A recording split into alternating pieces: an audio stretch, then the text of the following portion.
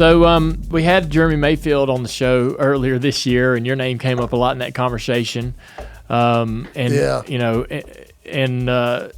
guess was that one of the moments that got real personal. We talk about things getting personal, and that drug on and on and on, and that was kind of a problem for NASCAR, a problem for you that wouldn't go away easily. When you look back on that, Jeremy feels like that it was personal, that it was a one-on-one battle between you and him. He views it as nothing, nothing more than that it was orchestrated in a sense. Is that something that even crosses your mind today? No. Yeah. Back then and now, I got a lot of things going on in my life. And being in a personal duel with Jeremy Mayfield was never one of them. I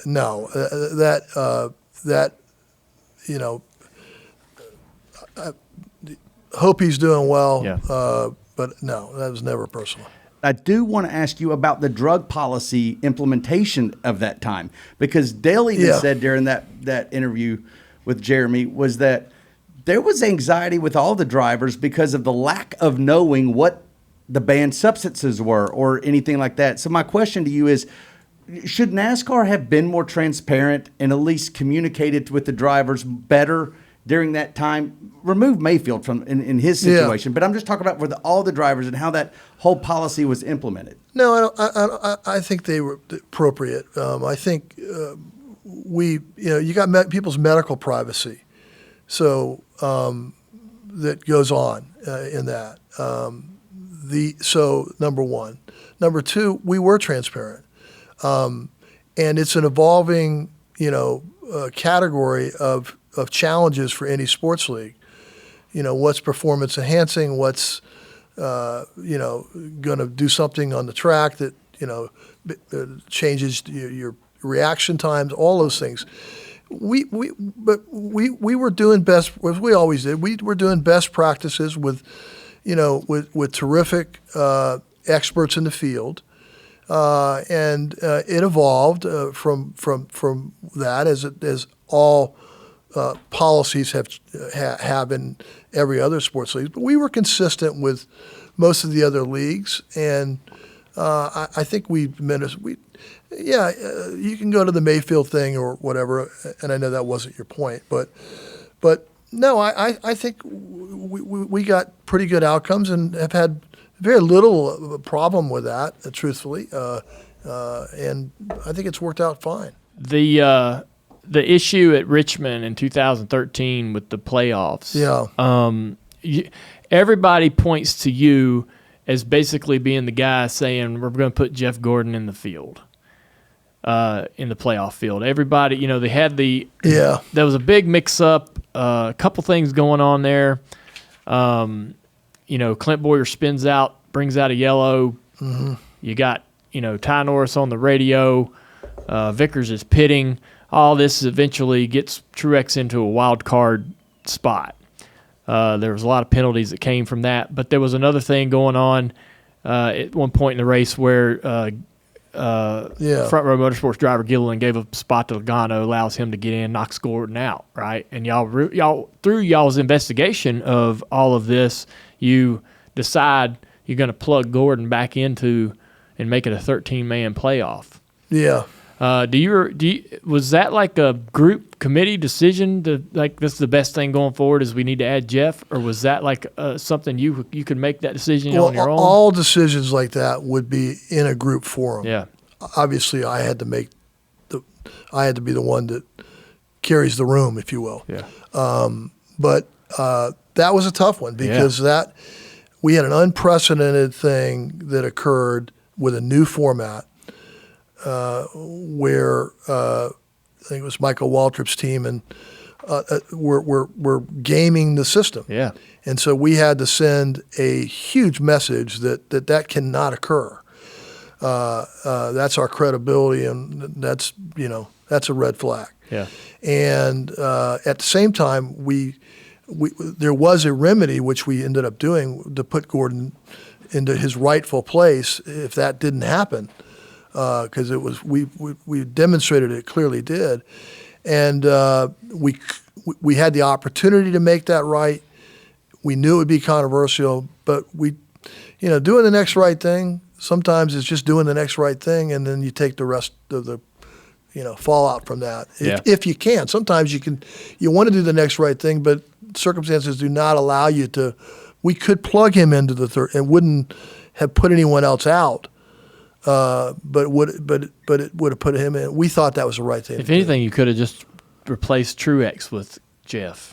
Had y'all ever considered that? Well, that would have gotten even more controversy, So I think we did the least amount of damage. Is there to try to reinstate him? So a lot of things that people probably don't realize. There's a lot of. I'm certain that Michael Waltrip Racing is ringing the phone every hour trying to complete their case.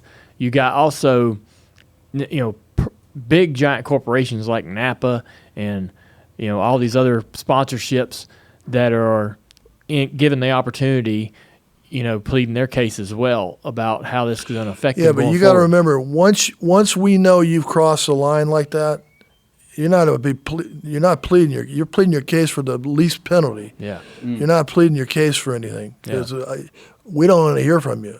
If you go that far, it's about how hard we're going to hit back because that can't happen. Yeah. In hindsight, though, do you wish that had gone differently? Or not in terms of how the race unfolded, but how you guys responded?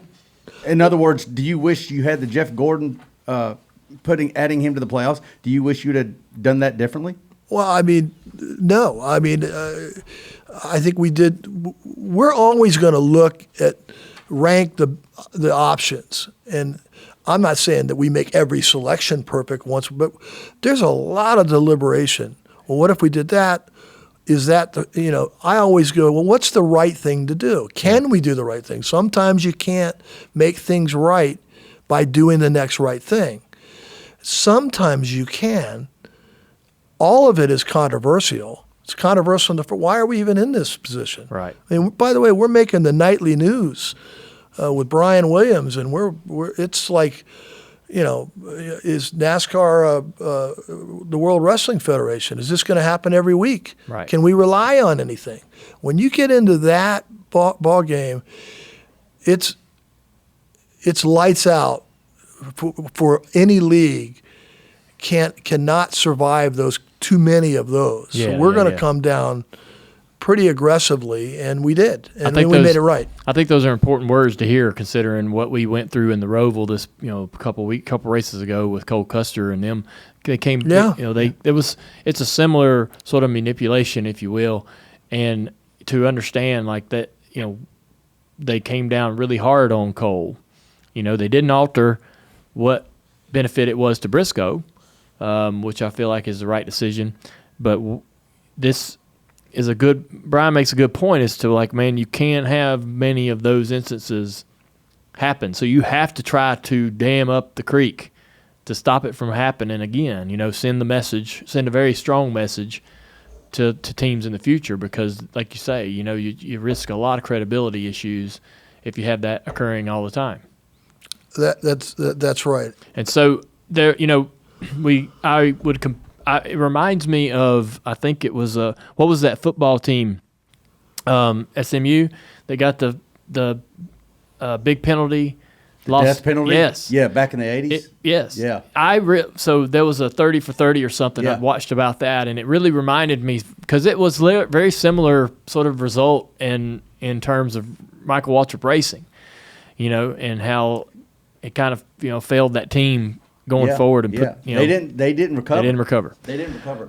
Listen, this is actually a good point.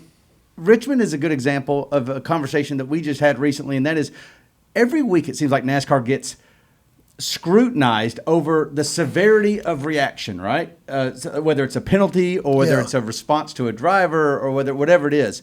And most recently we had Martinsville. We had Ty Gibbs, sending his teammate into a wall, and then we on the last lap and dictating the outcome, not just of a race, but of a championship. Now that's not NASCAR's place to govern. That almost feels like Joe Gibbs. But then you've also got Ross Chastain whirling that thing around on the wall. And now we're like, everybody's sort of looking to NASCAR like, okay, what are you going to do? What are they going to do? You going to make a rule? We're going to make a rule for Phoenix? We're going to make a rule? And every week there's a reason to scrutinize or wait for a reaction. And so I don't know. Where's the line? Where is that even unfair or fair to the governing body to have to be involved in every little nitpicky thing of every week? Well, we've been doing this a long time. So Jim, Mike, all those guys, they know where the lines are, and they'll step in when they need to. It'll be severe if you're going to alter the outcomes of events. That's going to be severe, no matter who's in charge. And the rest of it, it's a little bit of auto racing. There's a lot of things that happen, and the mechanical, and then things like riding around the wall like that no one's ever seen that before. But Yeah. I think that was. Well, if there's anything to regulate there, I think you applaud that and move on. Yeah. Is it fair to say that for you, the credibility of your sport was always a determining factor in how you responded personally? Oh, no doubt about it. And you take that personal. If you're the commander in chief of something, that's like the safety of the country. Yeah. Right? And so you're going to take that. Real, that's in the culture. If you like that conversation with Brian France, you can listen to the whole podcast because it's all available on every podcast platform.